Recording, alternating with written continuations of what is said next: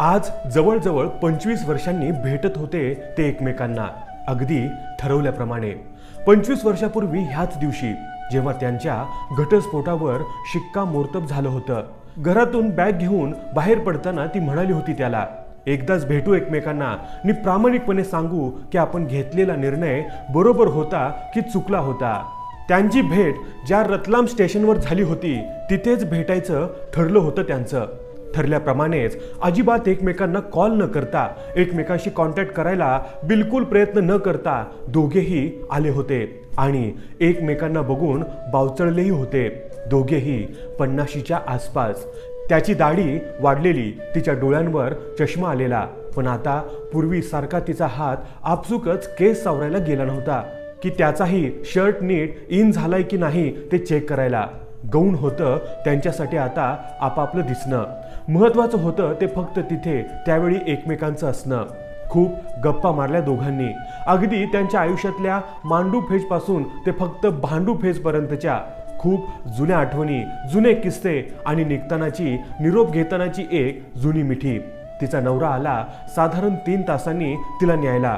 नवऱ्याबरोबर चालत जाणाऱ्या तिच्या पाठमोऱ्या आकृतीकडे बघत राहिला तो, स्वतःच्या भरल्या डोळ्यांना दुष्ण देत तिची पाठ दिसेनाशी होण्याआधीच धुसर केल्याबद्दल।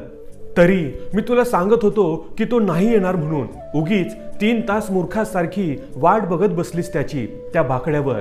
लांबून लक्ष ठेवून होतो मी, वेड्यासारखी एकटीच बोलत काय होतीस, हसत काय होतीस, हातवारे काय करत होतीस।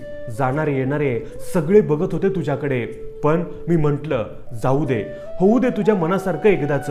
म्हणून मग तू सांगितल्याप्रमाणे 3 तासांनीच आलो तुला न्यायला। अगं कोण येणार असं एक्स बायकोला भेटायला? काही सेल्फ रिस्पेक्ट आहे की नाही? मी असतो त्याच्या जागी तर मीही नसतो आलो, अगदी मेलो असतो पण आलो नसतो। एवढं बोलून तिचा नवरा चरफडतच पुढे टॅक्सी शोधायला गेला। आता ती घळाघळा रडू लागली होती, तोंडावर हात ठेवून अनावर झालेले हुंदके आवरू लागली होती। एव्हाना तिला कळून चुकलं होतं सारं। कीव येत होती तिला तिच्या आत्ताच्या नवऱ्याची। हाच बहुतेक फरक होता त्याच्यात नि तुझ्यात। ठरल्याप्रमाणे ठरल्या जागी तो मेल्यावरही आला। मनस्वीपणा आजही तसाच आहे त्याचा, तो जळला नाही म्हणायचा बरोबरीने। हो, थोडा रसिकपणा वाढलाय खरा। वैतागलेल्या चेहऱ्याने टॅक्सी टॅक्सी ओरडणाऱ्या आणि तिच्याकडे आता अजिबात लक्ष नसलेल्या नवऱ्याकडे बघून ती बोलली आहे।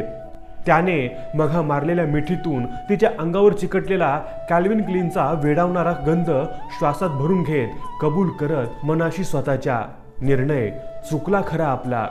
मित्रांनो, या व्हिडिओबद्दल तुमचं मत काय हे आम्हाला कमेंट करून जरूर कळवा।